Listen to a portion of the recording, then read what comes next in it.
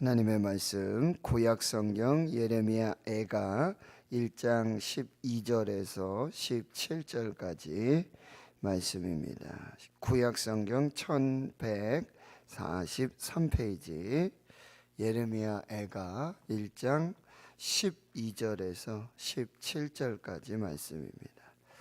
하나님의 말씀을 함께 한 목소리로 읽도록 하겠습니다. 시작.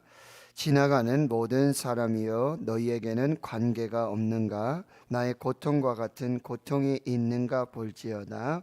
여호와께서 그의 진노하신 날에 나를 괴롭게 하신 것이로다. 높은 곳에서 나의 골수에 불을 보내어 이기게 하시고 내 발 앞에 그물을 치사 나로 물러가게 하셨으며 종일토록 나를 피곤하게 하여 항폐하게 하셨도다. 내 죄악의 멍에를 그의 손으로 묶고 얽어 내 목에 올리사 내 힘을 피곤하게 하셨으며 내가 감당할 수 없는 자의 손에 주께서 나를 넘기셨도다. 주께서 내 영토한 나의 모든 용사들을 없는 것 같이 여기시고 성회를 모아 내 청년들을 부수시며 처녀딸 유다를 내 주께서 술틀에 밟으셨도다. 이로 말미암아 내가 우니 내 눈에 눈물이 물같이 흘러내리며 나를 위로하여 내 생명을 회복시켜 줄 자가 멀리 떠났음이로다. 원수들이 이김에 내 자녀들이 외롭도다. 시온이 두 손을 폈으나 그를 위로할 자가 없도다. 여호와께서 야곱의 사방에 있는 자들에게 명령하여 야곱의 대적들이 되게 하셨으니 예루살렘은 그들 가운데 있는 불결한 자가 되었도다. 아멘. 예레미야는 이 예루살렘 또 유다의 그 죄로 말미암는 하나님의 심판과 멸망 앞에 눈물을 흘리며 하나님께 기도하고 있습니다. 먼저 이 예루살렘과 유다의 그런 심판의 그런 정말 참혹함이라고 할까요? 하나님께서 그렇게 아주 철저하게 그 죄를 묻고 심판하시는 그 앞에 예레미야가 기도하고 있는 것이죠. 그런데 이 유다와 예루살렘의 멸망은 유다와 예루살렘이 어떤 힘이 약해서 하나님의 힘이 약해서 하나님께서 도와주지 아니하시고 하나님이 지켜주시지 않아서가 아니라 유다와 예루살렘의 죄악 때문이다. 죄 때문이다. 라는 부분을 분명하게 고백하고 있는 것입니다. 그리고는 하나님의 돌보심, 하나님의 보살펴 주심, 하나님의 다시 치유와 회복의 역사를 간절히 기도하고 있습니다. 그런데 오늘 이제 12절에 보시면 지나가는 모든 사람이여 너희에게는 관계가 없는가? 이제 예루살렘이 파괴되고 성전도 파괴되고 하나님의 심판 앞에 있는, 그래서 많은 사람들이 이 유다와 예루살렘의 그 심판을 조롱하기도 하고 또 비웃기도 하고 그런 모습들을 보면서 이제 질문하는 것이죠. 지나가는 모든 사람들이여 너희에게는 관계가 없는가? 이 질문을 한번 생각해 보십시오. 우리가 누군가가 어떤 하나님의 또 징계, 그 하나님의 심판 앞에 뭐 질병이 올 수도 있고요. 또 가정에 또 자녀들 뭐 사업에 일터에 어려움들이 올 수가 있습니다. 그리할 때 그 고통과 그런 어떤 괴로움들을 우리가 이렇게 지나보면서 마치 자기 일 아니니까, 내가 겪는 일 아니니까, 마치 욥이 까닭 없는 하나님의 이 고난 앞에 몸부림치고 괴로워하고 그 친구들이 왔잖아요. 친구들이 와서는 다 너 죄 때문이다. 죄가 없는데 하나님이 그렇게 너를 치실 리가 없다. 재산, 자녀, 그리고 네가 지금 아프고 병들고 이게 무슨 이유냐? 욥은 우리 찾아봐도 죄가 없는 것 같고 하나님은 그런 분이 아니신 것 같은데 정말 까닭 없는 그 고난 앞에 괴로워할 때 친구들이 와서 이것 찌르고 저것 찌르고 이 까닭이냐, 너 숨겨둔 죄가 있는 거 아니냐 생각해 봐라. 그런 경우가 우리가 종종 있다라고 하는 거예요. 너희에게는 관계가 없는가? 너희에게는 관계가 없는가? 그리고 나의 고통과 같은 고통이 있는가 볼지어다. 너 자신을 살펴보라는 거죠. 너 자신을 살펴보아라. 동병상련이라는 말이 있습니다. 그렇죠? 저도 암을 앓고 또 방사선 항암 이렇게 하고 병원에 수개월 입원하고 비로소 그때의 아픈 환우들의 마음을 조금 이해하겠더라고요. 비로소. 그 전에도 제가 교회 부임하고 교회 암 환자들도 많고 막 그렇죠. 그럼 병원에 입원하신다 그러고 치료하러 가신다 그러면 같이 기도하고 신방도 가고 그랬지 않습니까? 그런데 제가 아프고 나니까 제가 병원에 있어 보니까 그 고통을 조금이라도 경험을 해 보니까 그때 그분들의 마음 어땠을까? 하루아침에 뭐 암이라고 그러고 하루아침에 막 그런 고난이 올 때 내가 너무 형식적으로 그렇게 위로하고 그렇게 신방하고 그렇게 기도하지 않았는가. 이게 엄청 회개가 되더라고요. 너무너무 회개. 그러니까 지금도 우리 환우들이 있고 또 어려움 당한 이런 성도들 할 때 제가 아프기 전과 제가 아프고 나서의 어떤 그런 걸 경험하고 나서의 그 후에 어떤 그분들을 만나고 대화하고 기도하고 신방하고 하는 그런 게 마음조차가 달라지는 거죠.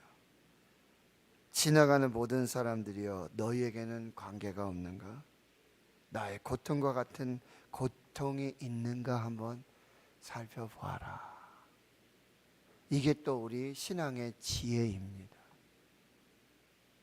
다른 사람들의 어떤 고통, 병듦, 고난, 환난을 바라보면서 지금 내가 겪고 있지 않기 때문에 내가 지금 경험하지 않기 때문에 오히려 그거 비교하면서 하나님 감사합니다. 나는 암이 아니어서 감사합니다. 하나님 감사합니다. 우리 집에는 문제가 없어서 감사합니다. 하나님 우리 집 애는 뭐 이렇게 해서 감사합니다. 이런 감사가 아니라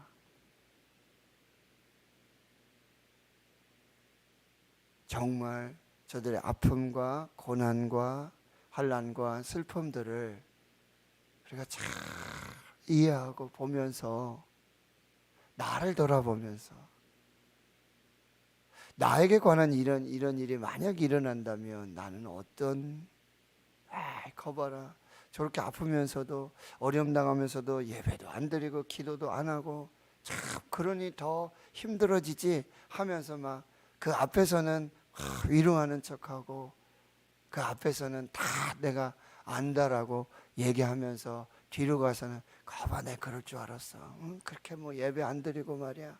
그렇게 자기 마음대로 신앙생활 하더니 그런 날 올 줄 알았어 하고 막 속으로는 그냥 그러고는 우리 집에 그런 일 없다고 나는 그런 일 없다고 감사하고 혹 그러고 있지는 않는 솔직히 말해서 지나가는 모든 사람들이여 너에게는 관계가 없는가? 나의 고통과 같은 고통이 있는가 볼지어다. 여호와께서 그의 진노하신 날에 나를 괴롭게 하신 것이로다. 여기 잘 보십시오. 여호와께서 그의 진노하시는 날에 나를 괴롭게 하신 것이다. 말씀드렸죠. 유다와 예루살렘이 약해서가 아니라 악해서, 죄 때문에 하나님의 심판이 있다라고 하는 것을 분명히 깨달았다는 거죠. 여호와께서 나의 죄 때문에, 죄악 때문에 그의 진노를 발하셨고 나를 괴롭게 하셨다. 여기서 이제 11절까지는 이렇게 3인칭으로 객관적으로 지금 유다와 예루살렘의 그런 어떤 형편들, 상황들을 이렇게 설명하고 있는데요. 12절에서부터는요, 계속 이 나라는 단어가 나와요. 나. 1인칭으로 나. 그러니까 이 어쩌면 예레미야가 선지자로서 그렇게 하나님의 심판과 하나님의 메시지, 말씀을 그렇게 전해도 하나도 안 듣잖아요. 듣기는 들어도 듣지 않고 깨닫지 않고 보기는 보아도 믿지 않는, 정말 그 하나님의 말씀을 전하는 예레미야를 막 감옥에 가두고 멍에를 지우고 막 때리고 먹이지도 않고 막 이런 일들이 있었잖아요. 그리고 예루살렘의 멸망과 심판을 직접 목도하고 있는 예레미야. 근데 처음에는 그게 이렇게 객관적으로 이렇게 3인칭으로 이렇게 전지적 이렇게 바라보는 그런 시선이었는데, 그게 예레미야가 이제 그게 자기의 것으로 받아들여요. 내가 하나님 앞에서 그렇게 고통하고 아파하고 하는 그것으로 그렇게, 이게 참 선지자의 그런 하나님 앞에서의 그런 마음이죠. 그렇다면 우리는 정말 다른 사람의 고통과 그런 부분들에 있어서 정말 내가 아픈 것과 내가 정말 고난이고 내가 환난이고 나에게 있는 그것이라고 같이 그렇게 동병상련하면서 하나님 앞에 중보하고 기도하고 그들을 섬기며 그들을 사랑할 수 있겠는가라고 하는 거죠. 그런데 하나님께서 진노하시고 그렇게 괴롭게 하신 것을 한 서너 가지로 그 상황을 묘사해 주고 있는데, 13절에 보면 높은 곳에서 나의 골수에 불을 보내어 이기게 하시고, 높이 계신 하나님, 범접할 수 있는 곳에 없는 곳에 계신 하나님께서 뭐요? 고통을 주시는데 나의 골수는 뭐죠? 생명의 근원이에요. 생명의 근원. 저도 혈액암을 알아서 이 골수 검사를 하더라고요.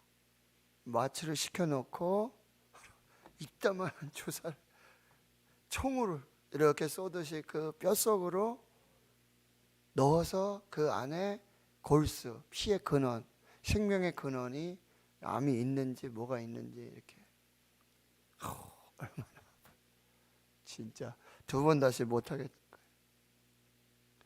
그렇게 생명의 근원에 불을 보내, 얼마나 이 열기 어떤 그런 게 있는지 그 아이스를 이렇게 검사를 채취하고 나서 아이스를 여기다가 한 시간 이상 대고 있어요. 얼마나 하나님께서 그 내 생명의 근원에 그런 불같은 그런 아픔과 고통과 통증, 그러니까 이 예레미야는 정말 그 뼛속까지 그런 어떤 고통을 지금 공감하고 같이 그렇게 아파하고 눈물 흘리고 있는 그 모습. 두 번째는 내 발 앞에 그물을 치셨다는 거예요.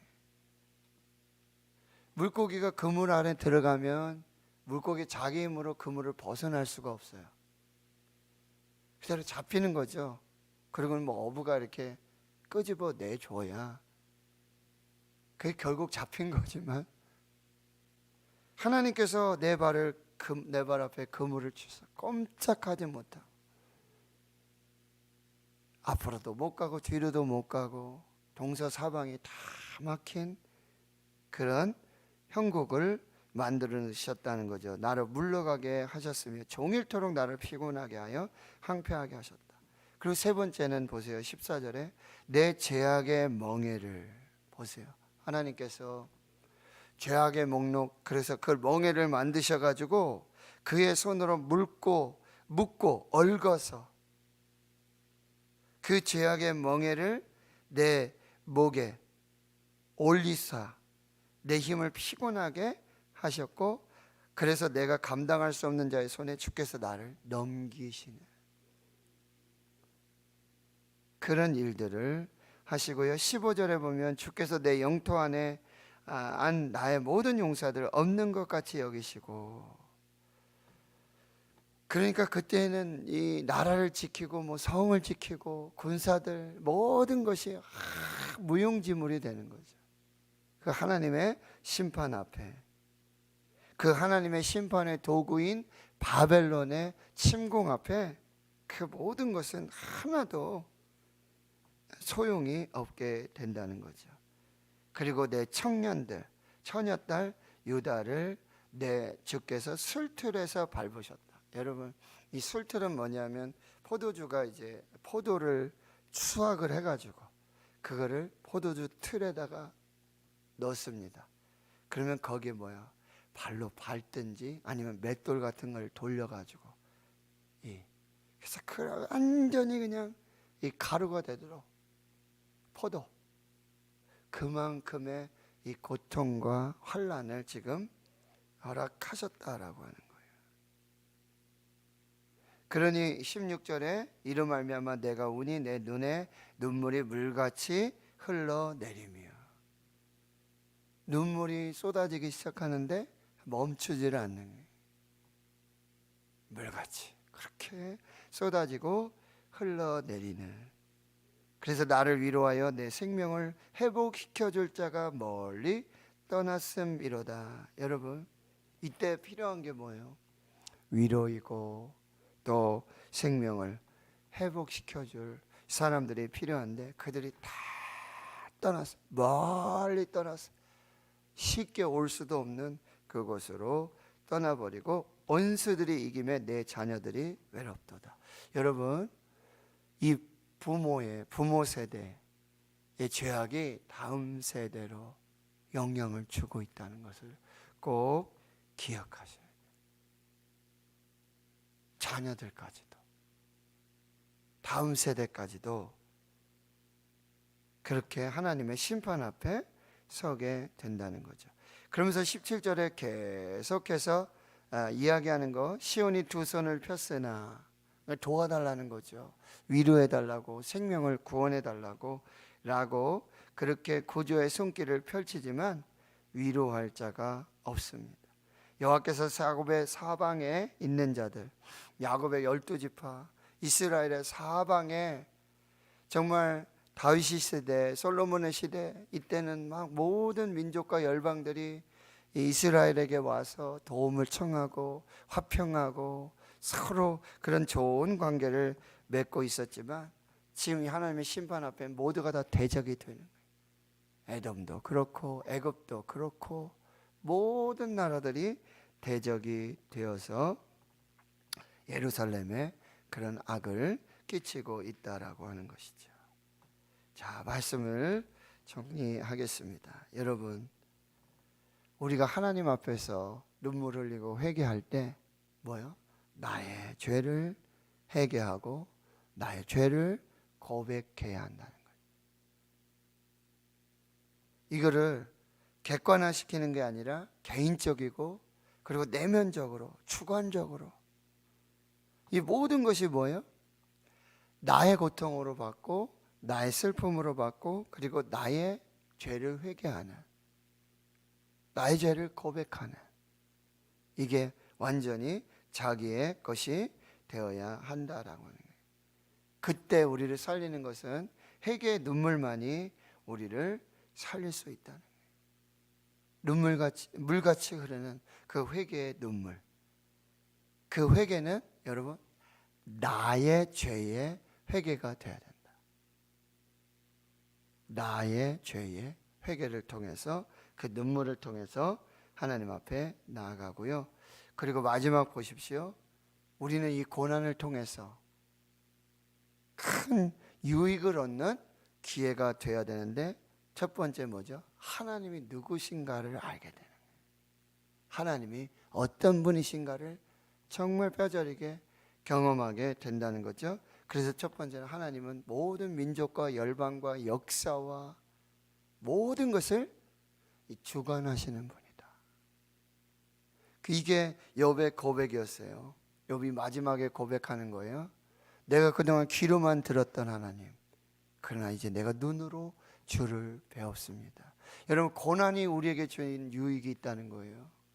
정말 하나님이 누구신가, 하나님이 어떤 분이신가를 철저하게 깨닫고 알아가게 된다는 거예요. 그 고난을 통해서, 여러분, 역사를 통해서, 실패를 통해서 교훈을 얻지 못하면 그 실패는 아무런 의미가 없다는 거예요. 우리가 고난을 당할 수 있어요, 그렇죠? 고난 없는 인생이 없습니다. 그런데 그 고난 속에서 우리가 가장 먼저 깨달아야 되고, 가장 먼저 찾아야 되고, 배워야 되고, 정말 기도해야 될 것이 뭐냐? 정말 하나님이 누구신가? 하나님이 어떤 분이신가?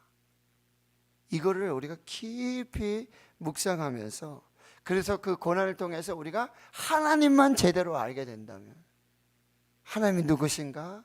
하나님은 나에게 어떤 분이신가? 하나님의 계획이 무엇인가? 하나님의 뜻이 무엇인가?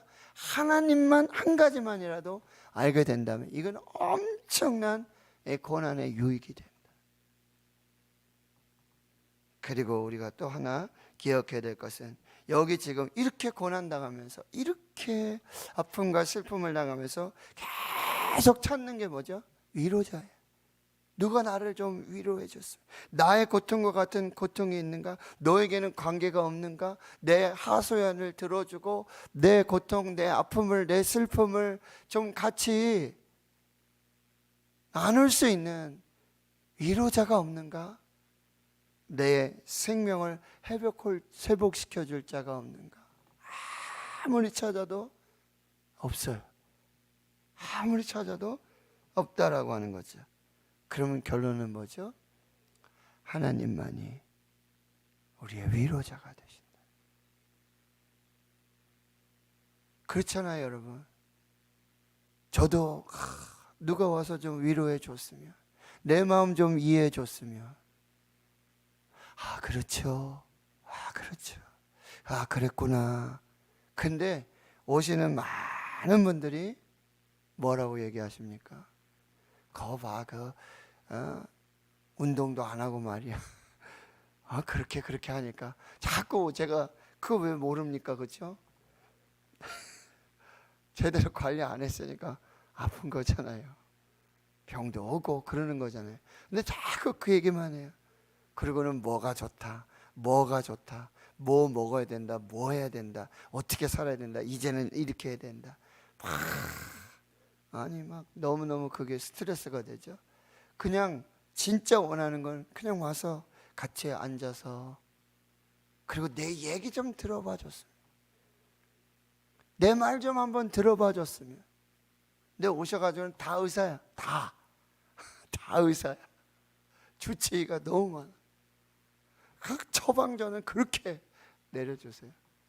다 사랑하고 다 정말 아끼는 마음에 그렇게 하시는 걸 알겠지만, 그때는 그게 정말 내 아픔, 내 외로움, 내 고통, 이걸 조금이라도 좀 이해해 주는. 그래서 오셔서 아무 소리 안 하고 가만히 앉아가, 가만히 기도만 하다 가시는 분.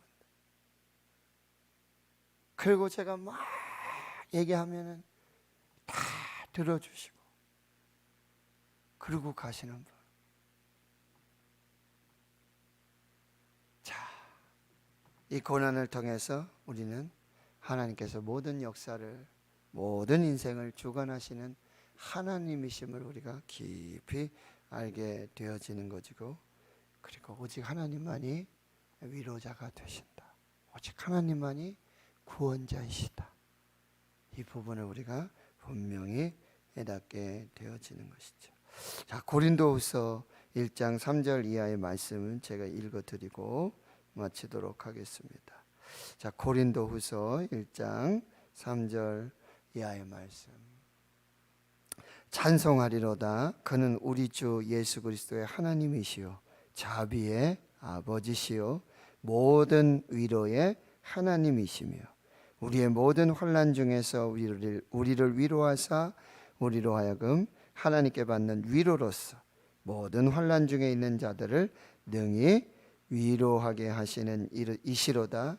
그리스도의 고난이 우리에게 넘친 것 같이 우리가 받는 위로도 그리스도로 말미암아 넘치는도다. 여러분, 우리에게 때로는 이런 고난과 고통과 환난을 주시는 이유, 바로 하나님만이 위로자고 하나님만이 자비의 하나님이시라는 것.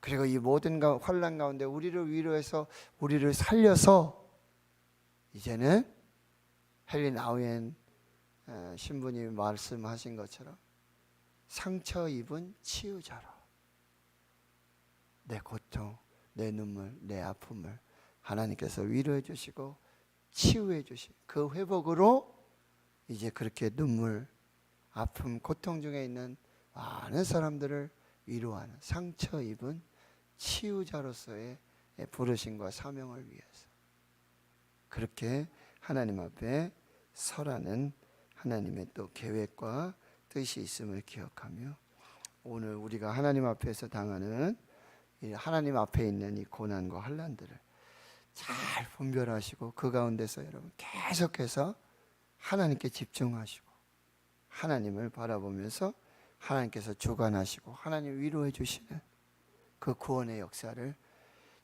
충만하게 경험하고 이제는 어떻게 하라는 거죠?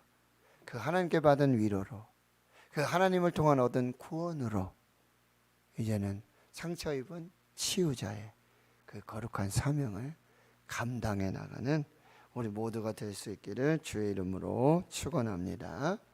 하나님 감사합니다. 오늘 이 새벽에도 주의 말씀 앞에 섭니다.